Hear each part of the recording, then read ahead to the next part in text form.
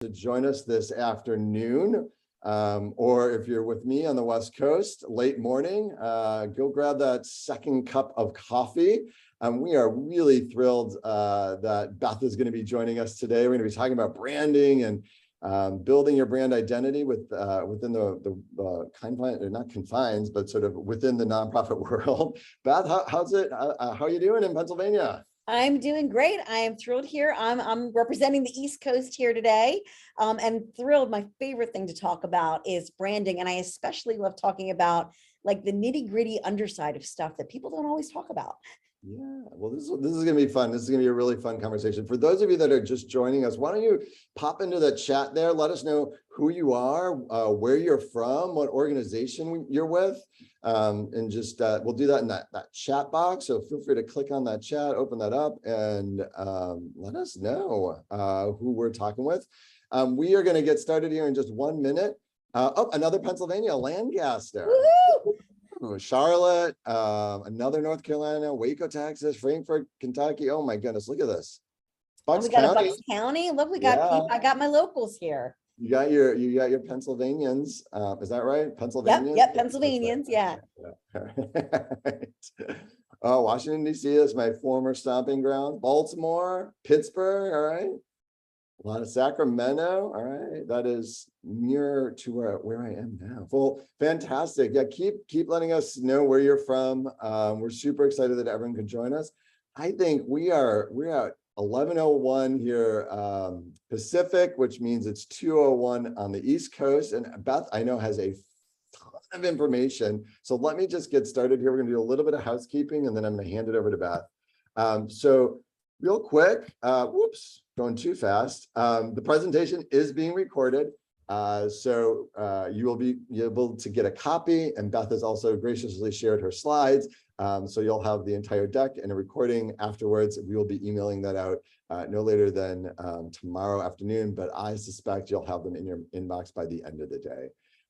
With regards to interacting with Beth and the presentation, she's probably going to ask you to make some comments in the chat box. So use that chat for general, broad interaction. If you have a specific question on her presentation or for her, please use that Q&A button on in the Zoom module, right? So Q&A is for specific questions, and we'll be looking at those throughout the presentation. If you'd like to follow along, you can follow along with us at #Bloomerang or at Bloomerang Tech on Twitter. And I would be remiss to say, Bloomerang, whoops, oh, geez, I am like, I need to hand this over to you, Beth, sooner rather than later. Okay, maybe not. Maybe I'm not. There we go.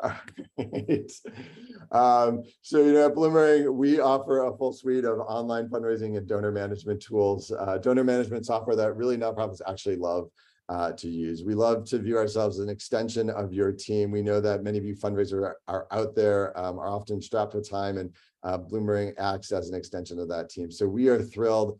If there's an opportunity for us to partner, we'd love to learn a little bit more about your nonprofit. And you can schedule some time with our team at that URL at the bottom, which is bloomerang.co/demo. And enough on that. It is now my pleasure to introduce Beth. Beth Brodowski. No, I'm going to screw it up. Do it for me again one more time. Beth Brodowski. Brodowski. All right. I always say I married well for Google. There you go. All right, I'm going to stop sharing my screen, and I'm going to let you take it away. Okay, Beth, so let me just switch out. Give us 2 seconds here. Let me get the right presentation up. Of course, now it's not showing up. Where out there it goes. Here's the one we want. Yeah. There it is. We're going to scroll to the top here, and I will start my big presentation. There we go. Is the right screen showing? I see it. Yep. Yay, excellent. So wonderful. Thank you all. Of course, I have my nice old picture still on there too. The one that I want to hold up in front of my face and let nobody ever see me in real life. So I am Beth Brodowski. I am the president of Iris Creative. We are a audience-centered branding firm, and we work with all nonprofits to help them can use the tools of branding to build a bridge between their mission and their marketing. So often we have wonderful mission statements, and then we have a whole bunch of things we're doing over in marketing over here, and we haven't really gotten clarity around, that why, the reason we exist, as opposed to just what we do and when we're doing it. And so the work that we do is focused very much on brand strategy, brand identity, publications, content creation, that kind of stuff that helps build out the brand. Over the years of working, so we've been in business 25 years, which I cannot even believe. One of the things that we noticed is that, more than a few of you are the only person doing what you do at your organization.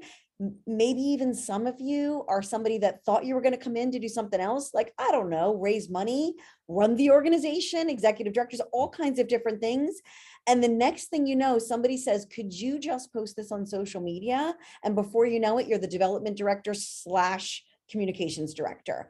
And so for all of us that, came to marketing in nonprofits, as I was telling Josh earlier, I can't tell you how many people I talked to that were theater majors. Yay, theater majors unite.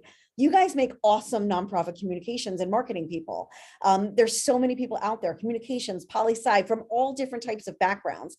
And so we built out our nonprofit toolkit training courses to help support the people in the field to build real clarity and understanding around marketing, and make sure that you can feel like you can work in this role as much as you're a pro in all of your other roles at your organization. I also did a podcast for 5 years, and there's 200 episodes that talk all about the idea of how do we build participation at our organizations. And so those are just some resources that you can access there. And I'm thrilled to have you all here. One thing I would add to what Josh said about communicating and sharing in the chat, in Zoom, when you log on, the little blue bubble at the bottom that says 2 of the chat, look all the way to the bottom of the chat screen, it'll say 2 hosts and panelists. I always like it when we change that to everyone, because I'm here today facilitating this conversation. I wrote some stuff to talk about, but you know what? You guys all have experience too. You've all done different things. You're on all different points of this journey in building your brand. Somebody may ask a question that, because I'm out here doing my talk, I don't have time to get to. Maybe you can help each other as much as I'm here to help you. So please feel free, jump in, share your tools, share your resources, share your experiences, ask questions, answer each other's questions, even if you disagree with me, because that's okay. We're not all here to have the exact same answers. We're here to take all of our collective wisdom and put it in a pile together and help each other all elevate our work through what we all know together. So pop your stuff in. And as Josh said, there's also the Q&A. If I'm lucky and you guys listen to me and you participate a lot, that chat's going to start going quickly. And so I may miss a question that's in there. So if you have something that you don't want Josh and I to miss, make sure you put it into the Q&A, because we both have it up and someone will see it. So with that, we're going to jump right in. So brands, branding, what does it even mean, right? We talk about this word all the time. And so often when we think about branding, what our minds initially hook onto is an organization's logo.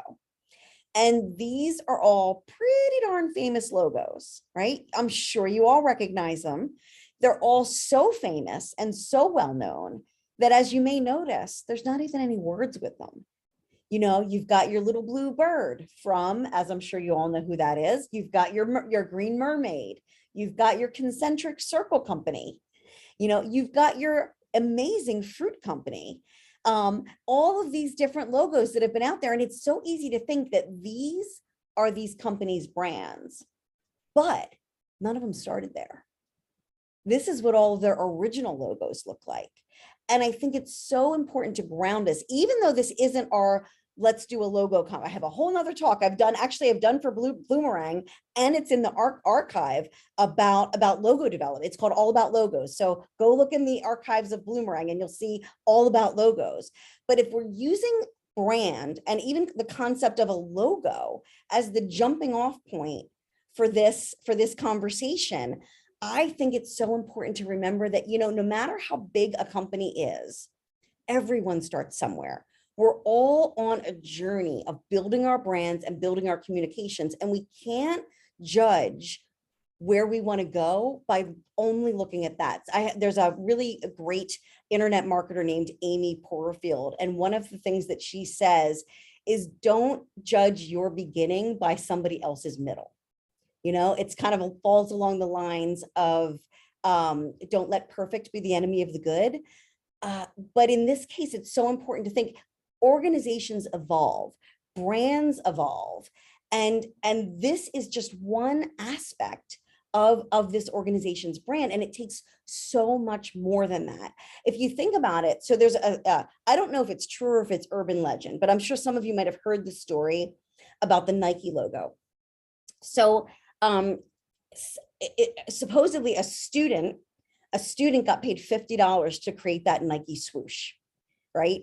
And so, and I don't know if she was an actual student or not, but it was a young person that created that swoosh, and she got paid like $50 to do it.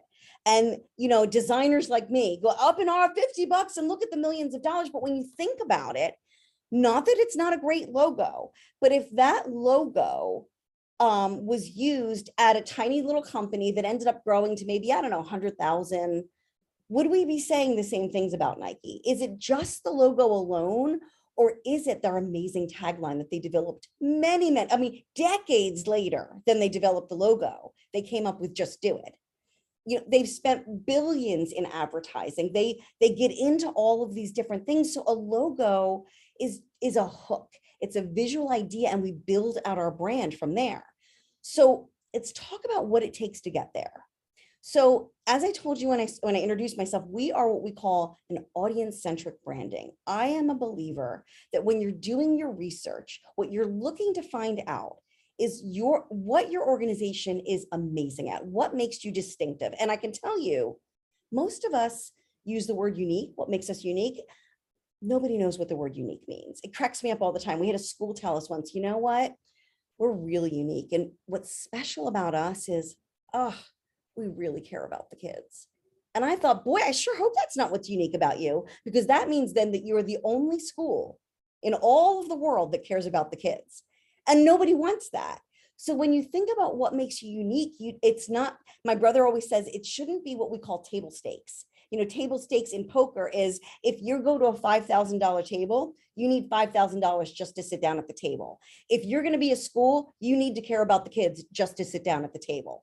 That's not enough. What you do is not enough to be your brand. Josh and I were talking earlier about Simon Sinek. And one of the things that Simon Sinek, who wrote this amazing book called Start With Why, says, people don't buy what you do, they buy why you do it. But the thing that we all forget in all of that is, who do we mean by people? Who do we mean by people? When we're out there trying to get everyone to care about us, we have to market like we're an inch deep and a mile wide.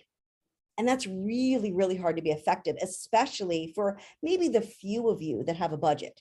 And maybe it's a tight budget. And maybe it's a tighter budget than you would really want, or anyone humanly think would be possible to do the things that you're able to do on it, right? So really getting clarity on who are the people that need to be at the center of your circle, that you need to be focusing on and need to be take the desirable action so that you can thrive. So that's first. You got to know who your audience is, who you're talking to, and you have to know it beyond a label. It has to be beyond, we want to reach millennials. I have 2 millennial children. One is a Navy veteran starting his own business, is married, owns a house, and has 2 children. The other millennial child, 3 years difference, is in my living room right now. So you know what? They're all different. And so that's the thing, you have to understand, even within a category, what does your community value? Because I can't tell you how many times people want to hire us to do a messaging project. And when I say, who are your audience? And they say something like, well, we want to reach lawyers. What do lawyers value? What do they care about? Why are they getting that through you? It's impossible to create an effective message without getting clarity on who your audience is. One of my favorite stories in this, I actually learned it in a negotiation seminar. And so the story goes, there's 2 girls and they're both baking. And for the sake of the story, we have to pretend that there's only one orange in the world. So the girls are both baking, they're sisters, and they want to bake a cake, and there's only one orange, and they're fighting over it, and they're fighting over it. And so the mother finally comes in and she says, enough of this fighting. I'm cutting the orange in half. You're each getting half of an orange. So there you go, equal. You should be happy now. Well, my mother, one of the amazing things that she always talked to me is equal is not always fair. Because as it turns out, one of the girls wanted the juice of the orange to squeeze into her batter. And the other sister wanted the rind of the orange to grate into her icing. If we'd understood what they wanted, they could have each gotten 100% of what they wanted, as opposed to just half of what they needed. And so that's why it's critical. You can't start at message. You've got to start all the way back at understanding your audience and getting clarity on what audience do you need for your organization to thrive.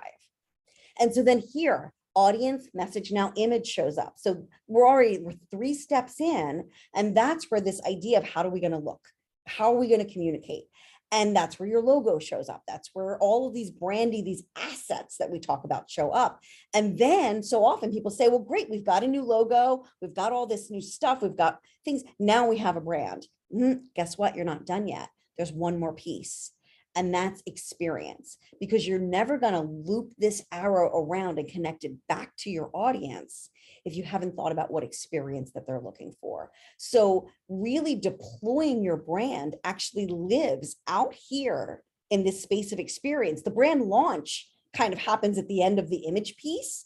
But as Josh knows, Bloomerang just went through a rebranding themselves. And you get a new logo, you get a bunch of new messaging, you have a new audience persona profile. That's a whole bunch of work. But then the next phase of work begins. And that's really what we're going to be talking about today. So it's time for you guys to get involved. Here's a picture of a place. When you look at it, this is a highly branded place. They're using a couple of really interesting branding techniques to help orient you to what this place is. So all of you that are here looking at this picture, can you tell me what brand this is? Yep, you got it. Okay, Home Depot. So look, you guys nailed it. Home Depot. Okay, so that's great. So that's amazing. Home Depot will be thrilled that their branding is working with all of you. So now Kathy's pointing in here because of the color coordination. So many of you know, so here, I'm going to pop this up here. This is Home Depot. They've got this orange that they use that is pervasive through their work. Besides the orange, looking at this picture, what else is Home Depot doing to help you orient to their brand? Can you tell? But just even by looking at the picture. The icons, yep, Gianna, that's great. They've got this icon, this graphic design style that they're using, the directional stuff, the shapes that they're using, the angles, the arrows, the font, exactly. And it's not just the fact that they're using so one thing is that they're using the same font throughout.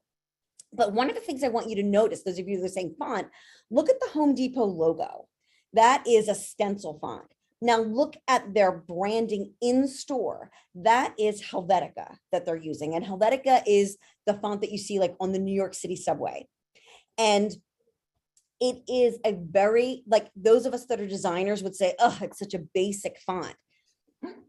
And as a designer, it's easy to say, oh, that's so basic. It's everywhere. Everyone uses it. But that's when you have to stop being a designer and think about being a brand strategist. Who's Home Depot's audience? Who are they for? What are they looking for? If you look at, even if you compare Home Depot to Lowe's, Lowe's is selling to me. Lowe's, when you walk into a Lowe's, the first thing you see is a rack of home decoration magazines, right? You walk right into their paint department. Home Depot is about, here's where you buy your lumber. Like even though people shop at both, their prime audience was the contractor, the builder, the person that's like, I got to get a thing done and I don't really want to spend time in the store thinking about it. Get me to where I need to go. So that's great. So Linda's saying you don't have to really think to interpret the words or the design.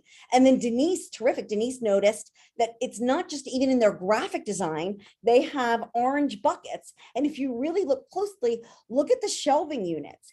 Even the shelves that are built in here are orange. So they have both really bold and obvious things that they're doing, but they also have some really subtle cues that you're using. They're using every tool at their disposal to not just say, hey, we're Home Depot, but hey, you're in the right place.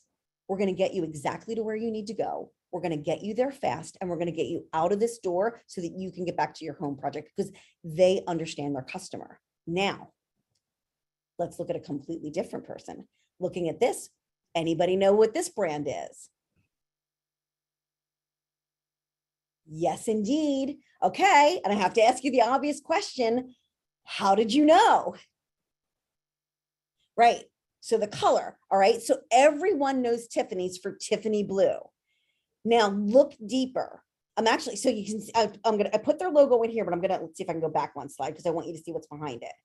So beyond, okay, so here we go. You guys are getting it. Beyond, you knew where I was going. Beyond that, so people are saying the boxes in the windows. It looks clean. It's luxurious. City life. So if you look at the reason I took that box off there, look, there's a window in this picture. Look out the window. You guys are from all over the country, so you may not know that Tiffany's is based in New York City, and that this is a window that is looking out. You see another high-rise building in the side, and you're looking off over Central Park. And see, but what is this a picture of? What does Tiffany sell, right? Tiffany sells jewelry. Is this a picture of a jewelry store? Right? It's not. It's a cafe. I have to say, when I found this picture, I had no idea that Tiffany's had a cafe. But it's interesting. So even when, so the picture of Home Depot was their store where you sold them, where people come in and connect with their brand. Tiffany's, they connect with their brand into the actual store. But the interesting thing, when you're branded really strongly, you can go sideways. You can expand, and you can use your cues that you give people. Look at these beautifully padded banquette seating that they have. Look at the tables, the cafe tables. They are silver mirrored. Tiffany's, in addition to all the jewelry you may be familiar with, they are very well known. Actually, my husband's cousin is a silver chaser for Tiffany's. They're very well known for their silver work. So these shiny silver tables, jewelry, everything about this says, there you go, Cecily said, hi Cecily, classic elegance, classic clean. They don't have big giant flower arrangements. They have one perfect, beautiful white peony in this glass. So they're setting the stage, they're creating the environment. And as I showed you on their slides, this is how they are building their experience. It's a combination of who they want to be as a firm, who they want to communicate, what they're telegraphing out there, but they also know their audience. They must know their audience. Or they wouldn't have created a cafe. Something in what they know said, we should try this. Let's do it. And then they created a cafe that is an extension of the Tiffany's experience. So how do the rest of us get there, right? You know, Tiffany's, all right, they're big giant brands. I swore that I wouldn't only use Apple, you know, because everybody uses Apple as an example. So I want you to think of it. So let's dive a little bit into some nonprofits and how they're utilizing these things. And the first thing that you guys all clued into was color. So when we build out brands, especially when you get a new logo, you typically come up with a color scheme. What often happens is the color scheme of an organization starts with the colors that your logo is. So UNICEF just recently went through a rebranding, and they codified their UNICEF blue, but then they're in their primary core color palette, they have all the neutrals. So they've got their blue, and then they've got a gray and a black and a white. Well, you know, designers like me are like, that's really limiting. Some brands have to make the decision that they want you to be limited. But for some people, that's just going to be, for all of the marketing that an organization as large as UNICEF has to do, sometimes you need it to be a little wider. If you make a brand and your brand assets and your brand design too narrow, and that we call it like tightening up those cattle chutes, so only one cattle can get through at a one. If you make it really, really narrow and you don't give people any options, a couple of things are going to happen. One thing is that people will go rogue. You will be standing in the back of a conference. One of your people will be up there presenting slides, and you're going to look at them and go, oh my Lord. Rainbow transitions, who knows? They're going to have asked their fourth grader to help them with their PowerPoint, and you're going to be there and be surprised because they're going to want to try things because you've made that brand super, super narrow. However, lots of organizations, big giant global brand like UNICEF, there's aspects of it that are narrow. So you have to realize the tighter control you need over your brand, the more you're going to have to do it yourself. Because once you distribute your brand into other hands, things are going to happen. We're going to get back to that later. So one of the things that UNICEF did is they expanded their color palette to give people a couple of other things. So, Kathy, I definitely see your question there. We will get to you as we move along in this. Okay, so not everybody has a color palette. So United Way, also another ginormous, huge national organization. They have a color palette that is like, so they have a logo that's got 1 million colors in it. They've got, 4 different colors. What do you notice about about United Way's colors? So one of the things that complementary, bold, primary colors, yet prime colors. So what's missing? What's missing from, Cindy, perfect. They're all full saturation, right? Katie, perfect. There's no neutrals. There's not even really a dark. And to have a comprehensive color palette without really having a dark color or a light color or something neutral is an unbalanced color palette. It can be really difficult to work with. But, we were doing a project for North Carolina. This infographic that you see over here is a project that we did, a statewide, even though it was a statewide United Way organization, we didn't have the wherewithal within the scope of this project to say, hey, National United Way, you need to add us some colors in that brand. So we had a workaround.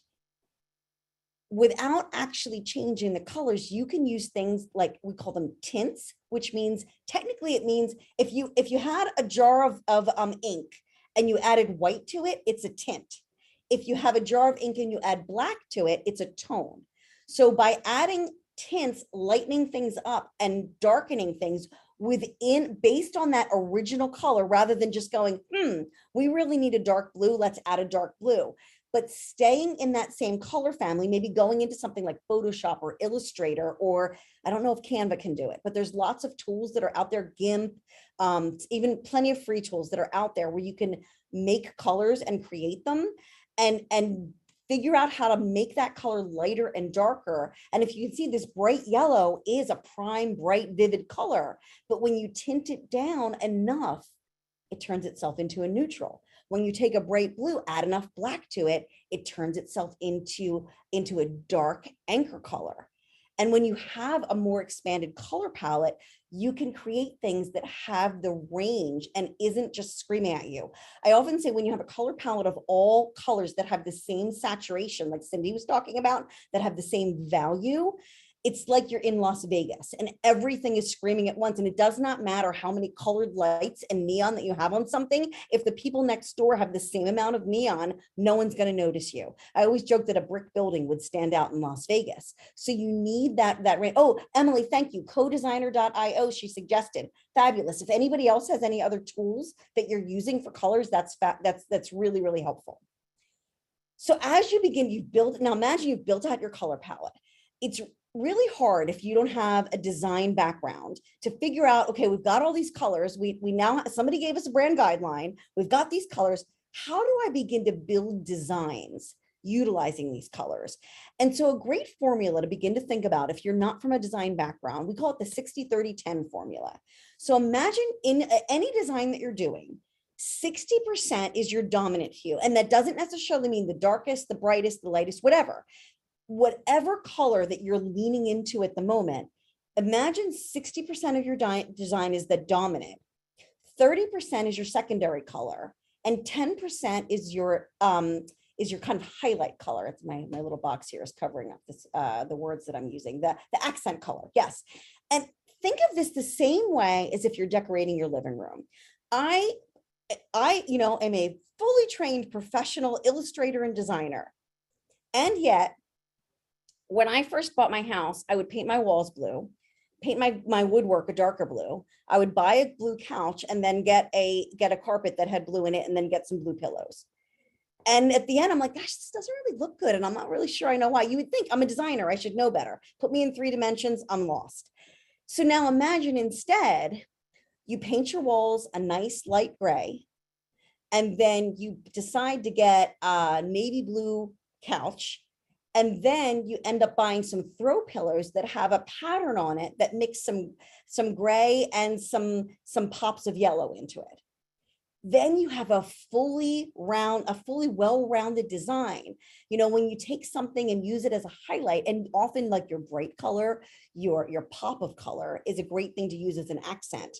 But I've seen plenty of designs where, you know, we've done designs where we've made the entire page black or the entire page red. There's reasons to go with light, dark, bright in different situations. But what you don't want is equal, equal, equal, because then you have a design that just ends up not giving anybody a place to know where to anchor their vision. So you've got to really get a creative focal point, and what we call this is helping to create visual hierarchy. Have a whole class I teach on that, so I'm not going to go any further on that here today. So color is one thing that we talked about. It's also important for us to talk about typography. So typography means how you use fonts. Fonts mean the actual file or the typeface that you've chosen to use in your typographical design. There are lots of, millions and millions of different fonts. It is so easy to get lost in fonts. And if any of you guys have places that you like to grab your fonts, put them in there so that you can share them with everybody. We like DA Font, we like Font Squirrel. If anybody else has places that you love to grab fonts, share them with the group here. So when we're talking about typography, we've got different styles. So serif is the one on the left here that you're looking at. Serif means the little feet, those little feet that stick out from the bottom of the F that you're seeing here. All those little pointy things that stick out are the serif. Serif comes in lots of different styles. There's something called a slab serif, where instead of that pretty little curve that takes it out, it's just square. That's a slab serif, but it's still anything that has feet is a serif font. When you take those feet off and you just have straight lines, that type of a font is called a sans serif. Sans means without, sans serif, without serifs. Serif fonts are the oldest fonts that, one of the oldest fonts that exist. They are very traditional, things like Times Roman and Palatino and Bookman, maybe fonts you might be familiar with. Sans serif fonts, Arial, Helvetica, Futura. Slab serif, I just talked about here, is another style. Script fonts. Script fonts are those fancy curlicue fonts. And then other fonts that are, you might see that look like somebody's handwriting. Sometimes they're called handwriting fonts. Sometimes they're called casual fonts. When you go on to look for fonts on one of the tools that's out there, they're usually categorized in these different areas. The important thing to know about fonts is to control yourself. This is one of the hardest things to do. And here's why. It's very easy to create a font circus. It's very easy to find a font that is fun and awesome, and you totally want to use it.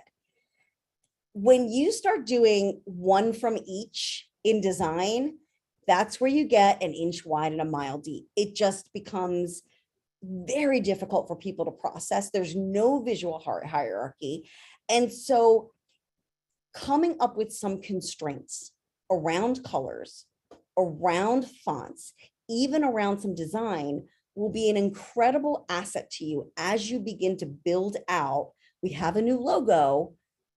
What do things look like? Because otherwise people are going to go rogue and create hot messes out there. You know, so limitations are your friend. It's so funny. People think that like the best thing in design is to have no constraints and to be able to do whatever you want. It is actually incredibly helpful to have constraints. It makes things faster and it makes things better.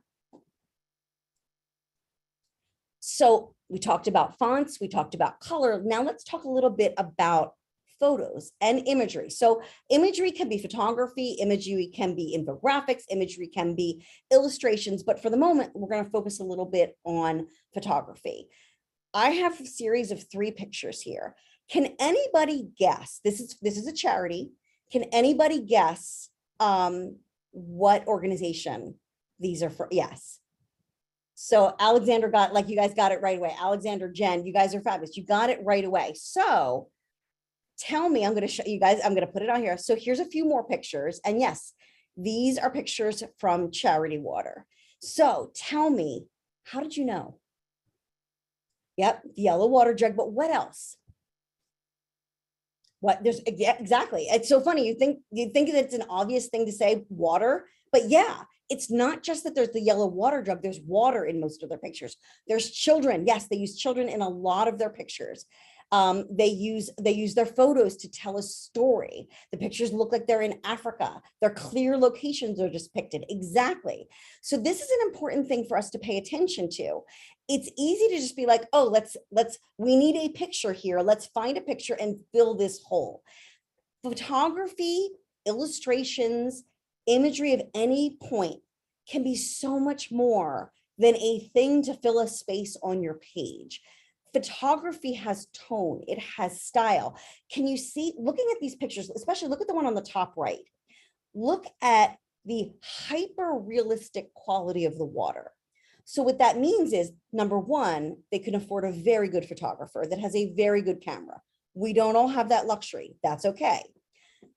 Even without the very good photographer and the very good camera, there are tools out there, specifically a tool called Lightroom, that can add photo editing and photo effects on the thing. Kind of like, look at this photo in the middle. See that sort of moody sky? There's a very unique angle, probably a special lens that photo was taken with to get you that look. But there's post-production things that you can do to make your pictures look all the same. Another thing that I really love about what Charity Water does, look at the angles. They have really unique and distinctive angles. They are shooting down, but they're having the kids kind of look up and shine. And then in this middle picture, they're coming down to the level of the children, so they're at eye level. Oh, so Monica's asking me to repeat the name of the tool that I just mentioned, and it is called Lightroom. Lightroom is a tool that is part of the Adobe Creative Cloud package, but there's also an app, a Lightroom app that you can get on your phone that is either free or pretty low cost. So if you're taking photos on your phone, you still have assets to an amazing photo editing tool that can be very, very helpful. So this is what I wanted to show you. So these photos instantly telegrammed to all of you that this organization was Charity Water. And I want to just remind you that even you can do that even when you're doing things with stock photography, even when you're using your iPhone or your, my staff always reminds me, I need to say smartphone, not iPhone. There are things you can do in your photo editing, in the angles you choose to take your photos, in the elements that you bring into your photos, in the colors you bring into your photos, to help brand out your work so that there's that cohesiveness and consistency that really makes your stuff all tie together. So here's another example. I don't know, I'm not going to ask anybody their age, but a few years back, shall we say, there was this campaign called Got Milk. Anybody remember it, right? And the campaign went on for many, many, many years. And what you might remember, a lot of people remember the Got Milk typography that's here on the bottom of the screen, that where it says Got Milk with a question mark. That font, I have to say, I don't remember. I should have looked up what that font was. Nobody had ever seen that font before. So one of the things that was really cool about these ads is that the agency that did it picked this font that was really distinctive. After this campaign was running live, you started to see other people using that font, which I hate because, you know, this organization, this campaign branded that font so strongly. I just don't know how it would have ever even been connected with another organization. But the other thing that they did is they did this very distinctive style with their photos: neutral gray backgrounds, strong, clear photos, straight on faces, milk mustache. That's an affectation. That's a trick. That's an additional thing that they put into their photos. It's probably Elmer's glue to make it actually show up that well. But these photos became instantly recognizable when it happened. So recognizable. Oh my gosh, I love it. Josh, you're the best. The font is Phoenix American. Fabulous. So then recently, some other company, so years went by, you know, years and years went by, this campaign, you know, went to the past, but it was so memorable that this campaign came out maybe 2020, 2022 for this, you know, startup company called Kith, which is something to do with like snacks and treats. And they did the same thing. They got a famous person, they put a milk mustache on them, and then they took the picture in the same style: milk mustache, gray background, no smile, straight on. All of these little elements just made it line up to look like instantly when you see this, you know, someone is mimicking the ad. But on top of it, also, if you look at it and you read the copy, look at the amount of copy, look at the centered quality of the copy, look at the language, the messaging, the style of the copy. All of these things were so strong and so clear and so distinctive that a good probably 15 years later, someone was able to mimic it, and instantly people picked up on the fact that this is what they were going for. So this is an important thing for you to think about as you're building out your brand. When you look at the potential things of color, of font, of photography and imagery, of space, all these different things that you have in your toolkit to build out your design style, your design toolkit, so that you can create a suite of marketing materials that is aligned, so consistent that it gives you enough width in your cattle chutes that you can create a variety of different things, but enough narrowness that everyone knows it's you. So I'm going to show you a last couple of things here, and then we're going to make sure that we save a little bit of time for some questions.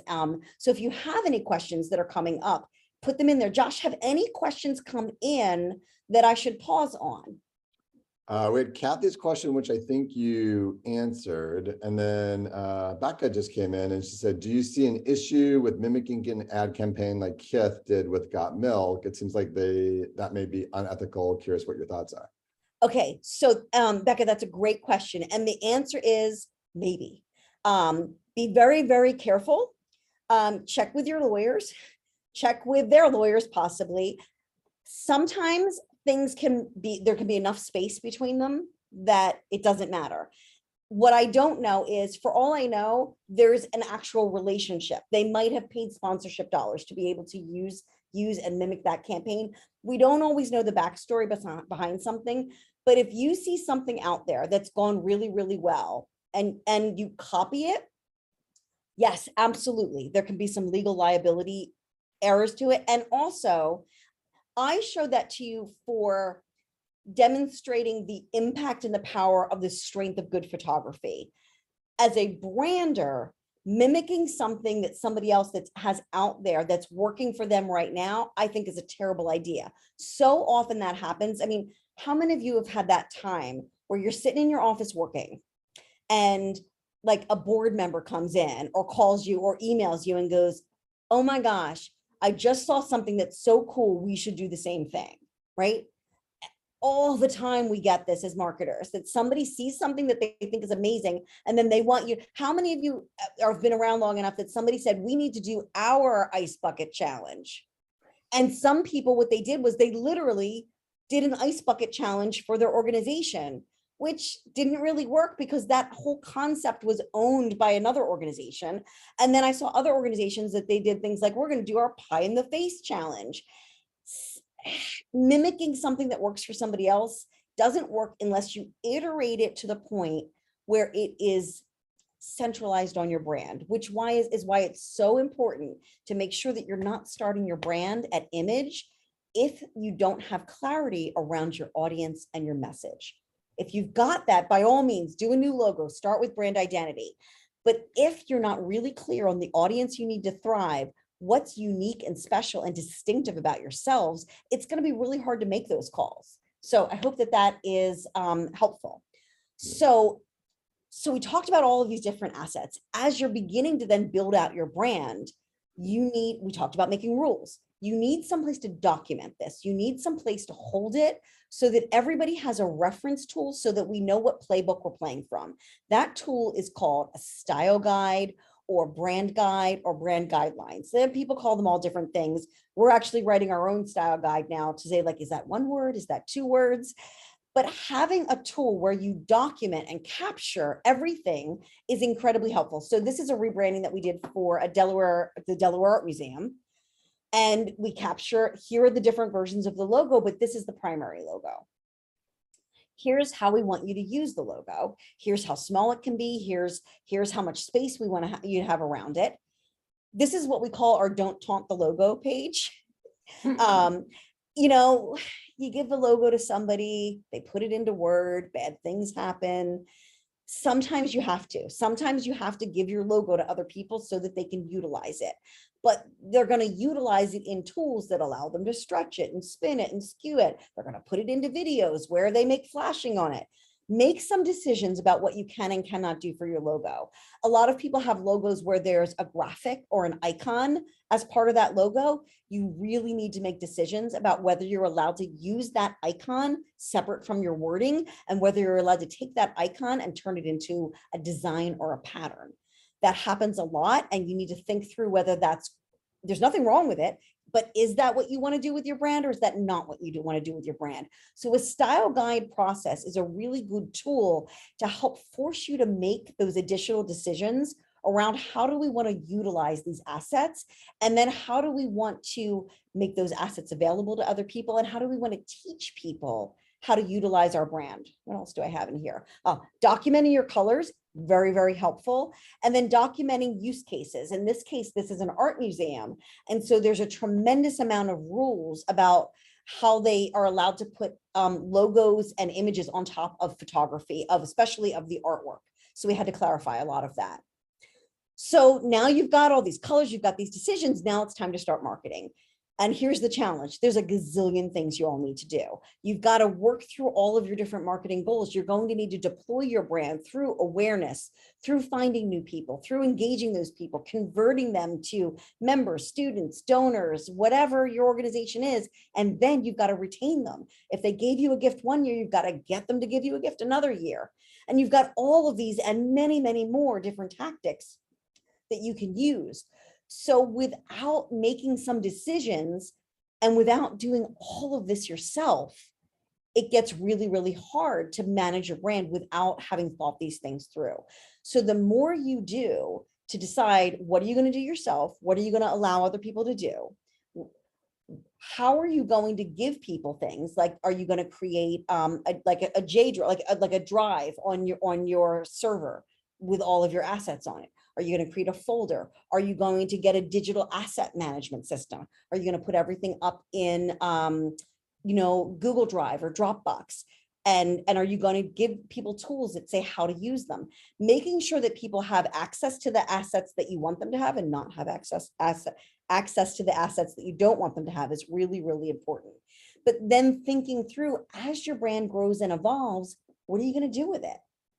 So here's an example of a branding that we did. We did this rebrand for this organization in 2010. And so this is the website as it was at the time, brochures, all these different things. And this is an organization, they were 9 people, but they were a international organization, actually, because it's a rare disease organization. And so they had a budget for the brand, they had a budget for the website, and everything else was kind of lean. So we had to create templates for them so that they could take the execution of the tools back in-house. So there were some things that we did. We used stock photography. And as you can see, looking at these photos, look at the stock photography. So this is circa 2010. So you'll see that that's back when blown out, really white photography was really popular. Things have evolved since then. If you look at the top center, so this is an organization that their color palette was very, very tight. It was the greens, the blues, the grays, and the blacks and the whites. So we found this awesome picture because their brand strategy that we developed for them was that they were the only organization that was bringing patients and practitioners together to fund and find a cure. And that's good positioning when 10 years later, I can still remember it. And we found this great picture of a kid with a telescope. All of our pictures, you can see the one kid is, hunting through the grass. So we didn't just pick pictures that had the right kids in them. We picked pictures where we could that had the right idea. These pictures embody the strategy. They embody the brand. There's searching, there's looking. But that picture of that little kid, he was wearing a different color t-shirt. So luckily, we have graphic designers here that know Photoshop, but you can do that in a free tool called GIMP. You can probably do it in something that Canva has, or you can go onto some tool like Fiverr and hire a gig worker for maybe 10, maybe $50 to change a color for you and say, hey, I'd like to hire you to make this color on this kid's t-shirt be our brand color. So just because you don't have Charity Water's budget for photos doesn't mean that you have to live unbranded. And then this is where they are now. I actually grabbed a bunch of the current things that they're doing. They've redone their website. They've evolved things. And you can see that they've changed, they've adjusted, but from a brand from 2010, there's still a lot of cohesion. So it's important that you have a brand that doesn't wander off too far, but gives you enough grounding, enough of a foundation so that 10, 12 years even later, you're still functioning as an organization that looks tight, that looks branded, and has the assets that you need to create all the different iterations of the work that you did. This is another organization that we're actually working with right now. And they had, as you can see, this is their new logo at the top of the page, and it's various colors of blue. So their core palette is like blue, a little bit lighter blue, and a little bit lighter blue. And they said, oh, we really, that's not that many colors. We'd really like an expanded color palette. So we developed an expanded color palette for them. Then we started the design evolution. We call it the brand transition, taking their materials, updating them, creating new brand looks for them. And we started with a bunch of these different designs, and like none of them were hitting the mark for the client. And as we kept working and we kept working, it made us realize this is their brand new logo. Maybe it's too soon to have a deeply expanded color palette. Maybe they need to stick with their core colors, really cement this color palette in the consciousness, in the design, to get people hooked into and on board for the new logo. And then over time, they have this color palette that they can build into once the transition has been made. So we redid, so we kind of dialed back, and now this is their slide presentation. Very simple, very clean, leaning into the core colors with just a little touch of the expanded color palette for their charts. So as we're wrapping up here, we have a few minutes that we're going to get to some questions. One of the greatest ways that you can start, so I talked a lot about if you're already at the stage where you have a logo and you're ready to move into all of the work. So whether you're at that stage or whether you are kind of pre-branding, you haven't yet decided to jump into your branding, a communication audit is an incredible, incredible tool. We call it the take all your stuff out and spread it on the conference room table. But pandemic happened, right? And so it's been really hard for us to go into clients' offices, meet with them, and spread all their stuff on the conference table. I don't know if any of you have ever heard of a tool called Miro. It's M-I-R-O. You can see it here in the top left. And in the slide deck that you're going to be sent, there's a link, a direct link on the actual PDF slide so that you can go in and look at Miro. Miro has like an intro level that is free that allows you to create 3 different boards like this.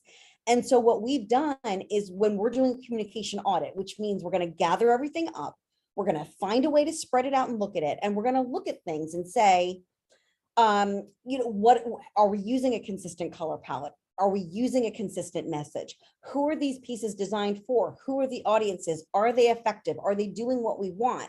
Using this tool Miro, M-I-R-O, and we put everything into Dropbox. Basically, we just got our clients to put a whole bunch of samples into Dropbox. And then we grabbed them out of Dropbox and dragged them onto Miro and organized them. And it was a really great way for remote people to look at these things. Oh, and I love it. Thank you, Monica. Monica suggested 2 other tools that are in there. So take a look at that. And Rhonda, I'm going to come back to you for your question on logos. So this is another way to do it. So if you guys are a co-located team, I highly recommend grabbing everything, spreading it out on a conference table.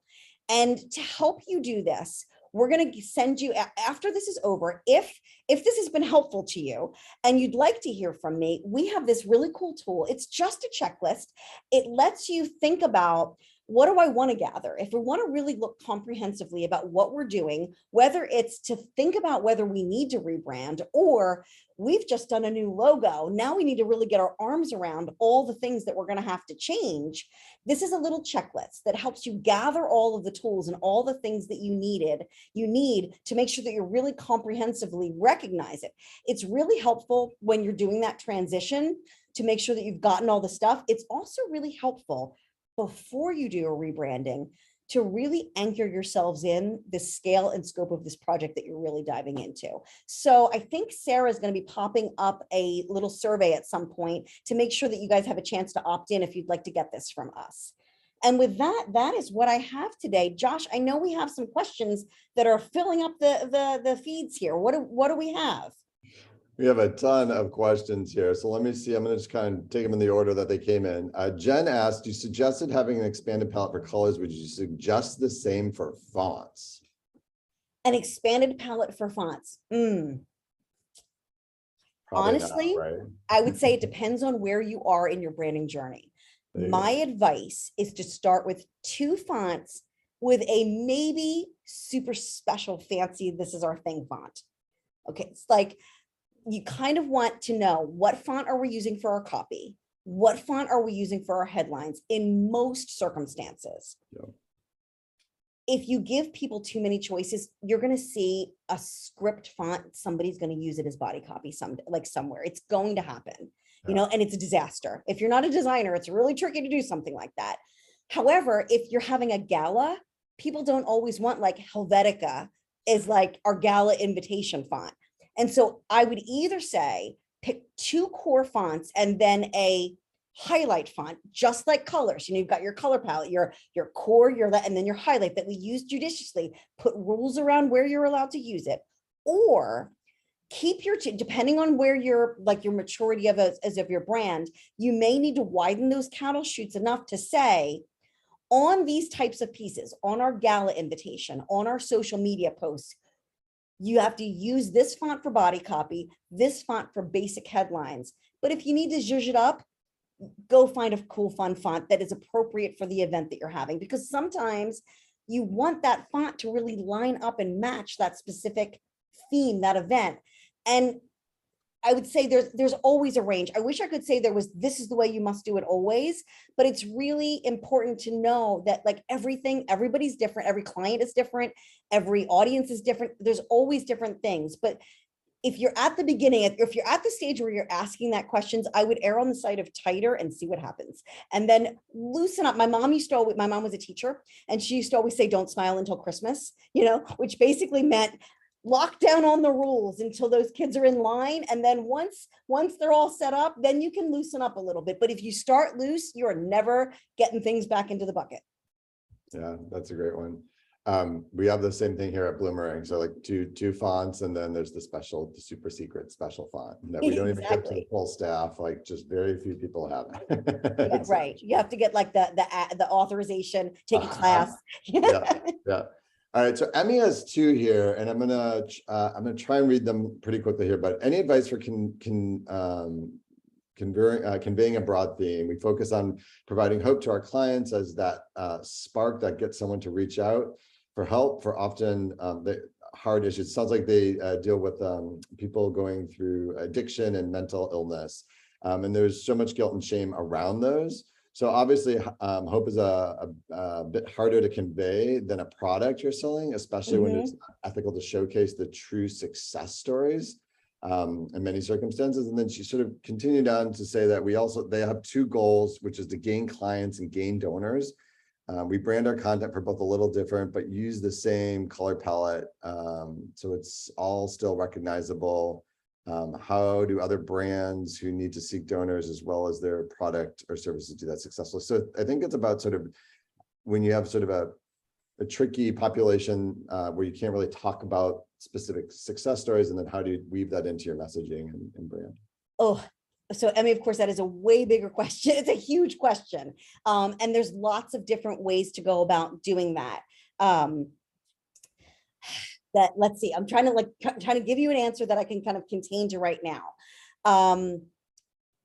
If I were you, one of the things that I would do, when we have big questions where we're like, which direction we should go, the most effective tool that we've done is we create something that we call a stakeholder session.